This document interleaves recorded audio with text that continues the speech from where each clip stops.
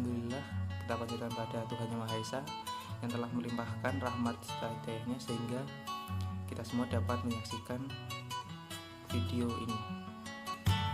Pertama-tama, saya di sini sebagai pembawa acaranya ingin mempresentasikan hasil dari diskusi kelompok kami yang berjudul Pendidikan di Era Globalisasi yang beranggotakan Betty Dwi Anggraini, Cynthia Adelia Salsabila, Bastian Arbisaga, dan saya. Assalamualaikum warahmatullahi wabarakatuh. Saya Betty Dwi Anggraini akan menjelaskan tentang era globalisasi.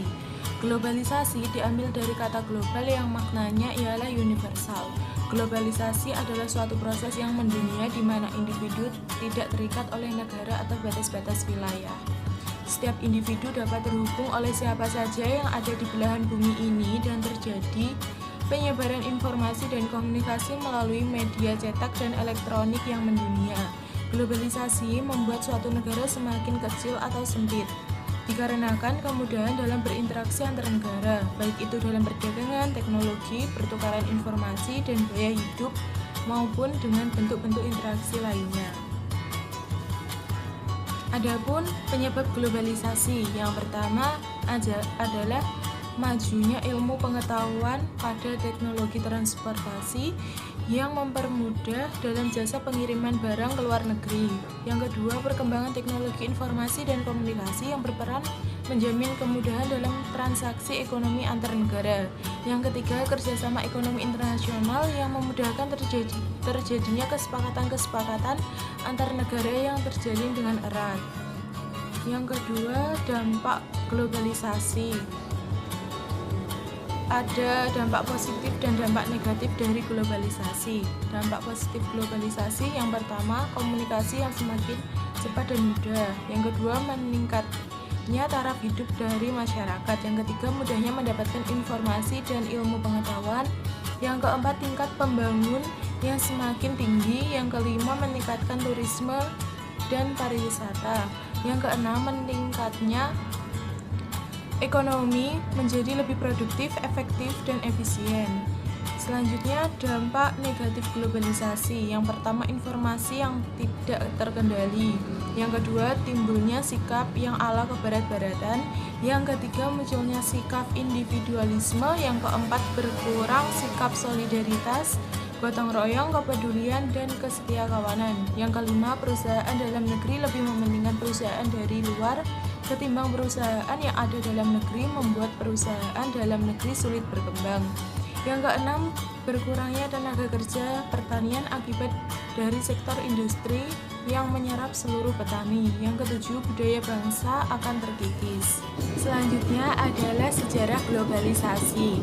Yang pertama, masa kuno. Globalisasi kuno dipandang sebagai fase dalam sejarah globalisasi yang mengacu pada peristiwa dan perkembangan globalisasi sejak masa peradaban terawal sampai kira-kira tahun 1600-an. Dalam skema ini ada 3 penyebab yang dipaparkan sebagai pemicu globalisasi. Penyebab pertama adalah pemikiran timur, yang berarti bahwa negara-negara barat telah mengadaptasi dan menerapkan prinsip-prinsip yang dipelajari dari timur. Penyebab kedua adalah jarak. Interaksi antar negara belum berskala global dan masih berada di seputaran Asia, Afrika Utara, Timur Tengah, dan sebagian Eropa. Penyebab ketiga adalah saling ketergantungan, kestabilan, dan regularitas. Jika suatu negara tidak bergantung dengan negara lain, tidak ada cara lain bagi negara tersebut untuk mempengaruhi dan dipengaruhi oleh negara lain. Inilah salah satu penggerak utama di balik hubungan dan perdagangan global. Yang kedua, modern awal. Globalisasi modern awal atau proto-globalisasi mencangkup periode sejarah globalisasi antara 1600 dan 1800. Globalisasi modern awal berbeda dengan globalisasi modern dalam hal tujuan ekspansionisme, cara mengelola perdagangan global, dan tingkat pertukaran informasi. Periode ini ditandai oleh banyaknya perjanjian dagang seperti yang dilakukan East India Company, peralihan hegemoni ke Eropa Barat, terjadinya konflik berskala besar antara negara besar seperti Perang 30 tahun dan munculnya komoditas baru seperti perdagangan budak. Perdagangan segitiga memungkinkan Eropa mendapatkan keuntungan dari sumber-sumber daya di dunia barat. Yang ketiga adalah modern. Sepanjang abad ke-19, globalisasi mulai mendekati bentuknya yang modern akibat revolusi industri.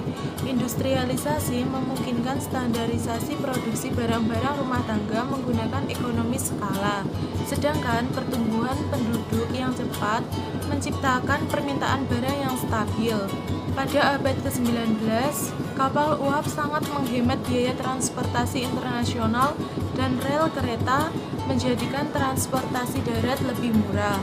Revolusi transportasi terjadi antara 1820 dan 1850. Jumlah negara yang ikut dalam perdagangan internasional semakin banyak. Globalisasi pada masa ini sangat dipengaruhi oleh imperialisme abad ke-19 seperti yang terjadi di Afrika dan Asia. Penemuan kontainer kapal tahun 1956 turut memajukan globalisasi perdagangan. Saya Cynthia Adelia Salsabila ingin menjelaskan tentang pemanfaatan TIK dalam pendidikan. Yang pertama ada pendahuluan. Perkembangan teknologi informasi dan komunikasi di Indonesia berjalan dari masa ke masa. Teknologi informasi dan komunikasi merupakan elemen yang sangat penting dalam kehidupan berbangsa dan bernegara. Kehadiran teknologi informasi dan komunikasi, terutama komputer dan internet, sudah lama dimanfaatkan oleh negara-negara maju, misalnya seperti Inggris, Amerika, dan Jepang. Yang kedua ada pengertian TIK. Menurut Kamus Wikipedia, istilah ICT mulai digunakan oleh para peneliti akademik pada tahun 1990-an dan menjadi populer sejak digunakan oleh Dennis Stephenson pada tahun 1997 dalam laporannya kepada pemerintah Inggris tentang perkembangan pendidikan. Menurut rumusan UNDP, ICT adalah seperangkat sumber daya dan peralatan teknologi yang digunakan untuk mengkomunikasikan, menciptakan, menyimpan, dan mengelola informasi. Peralatan teknologi yang dimaksud adalah komputer, internet, teknologi penyiaran seperti radio dan televisi. Yang ketiga yaitu TIK dalam pendidikan. Arti TIK bagi dunia pendidikan seharusnya berarti tersedianya saluran atau sarana yang dapat dipakai untuk menyiarkan program pendidikan. Komunikasi sebagai media pendidikan dilakukan dengan menggunakan media komunikasi seperti telepon, komputer, internet, email, dan sebagainya. Interaksi antara guru dan siswa tidak hanya dilakukan melalui hubungan tatap muka, namun juga dilakukan menggunakan media-media tersebut. Selanjutnya yang keempat ada perubahan paradigma. Era informasi dan pengenalan ICT di dunia pendidikan telah mengubah paradigma pembelajaran. Di era saat ini, menurut UNESCO, lembaga-lembaga pendidikan tidak hanya dituntut untuk mendorong peserta didik untuk belajar, namun dituntut dapat mendorong peserta didik untuk menguasai ilmu. Masyarakat yang kuat dan unggul di era informasi adalah masyarakat yang menguasai atau mengendalikan informasi. Dan masyarakat yang menguasai informasi adalah masyarakat yang menguasai ICT. Selanjutnya yang kelima ada manfaat TIK bagi pendidikan. Menurut penelusuran UNESCO, ada 5 manfaat yang dapat diraih melalui penerapan ICT dalam sistem pendidikan. Yang pertama, mempermudah dan memperluas akses terhadap pendidikan. Yang kedua, meningkatkan kesetaraan pendidikan. Dan yang ketiga, meningkatkan mutu pembelajaran. Yang keempat, meningkatkan profesionalisme guru. Dan yang terakhir atau yang kelima yaitu meningkatkan efektivitas dan efisiensi manajemen, tata kelola, dan administrasi pendidikan. Selanjutnya yang keenam adalah dampak TIK terhadap pendidikan. Dampak teknologi bagi pendidikan. Perkembangan teknologi, khususnya di bidang pendidikan, dapat memajukan motivasi siswa agar lebih unggul dan lebih maju dalam penggunaan teknologi. Seiring dengan pemanfaatan dan perkembangan TIK yang semakin meningkat, ternyata juga mempunyai kekurangan dan memiliki dampak yang negatif. Di antaranya, yang pertama, e-learning dapat menyebabkan pengalihfungsian guru yang mengakibatkan guru jadi tersingkirkan. Karena seringnya mengakses internet, dikhawatirkan pelajar bukan hanya benar-benar memanfaatkan TIK dengan optimal, malah mengakses hal-hal yang tidak baik. Adapun beberapa metode pemecahan masalah agar dampak negatif dari TIK dapat tertanggulangi, di antaranya 1. Mempertimbangkan pemakaian TIK dalam pendidikan, khususnya untuk anak di bawah umur yang harus dalam pengawasan ketika sedang melakukan pembelajaran dengan TIK. Yang kedua, tidak menjadikan TIK sebagai media atau sarana satu-satunya dalam pembelajaran. Yang ketiga, pihak-pihak pengajar baik orang tua maupun guru memberikan pengajaran etika dalam ber-TIK agar TIK dapat dipergunakan secara optimal tanpa menghilangkan etika. Yang terakhir, pemerintah sebagai pengendali sistem-sistem informasi seharusnya lebih peka dan menyaring apa-apa saja yang diakses oleh para pelajar. Masyarakat masa depan. Pemahaman di sini pendidik harus memiliki kebijakan dan upaya pendidik yang akan dilaksanakan, yaitu memiliki 4 upaya atau kebijakan. Yang pertama adalah kecenderungan globalisasi.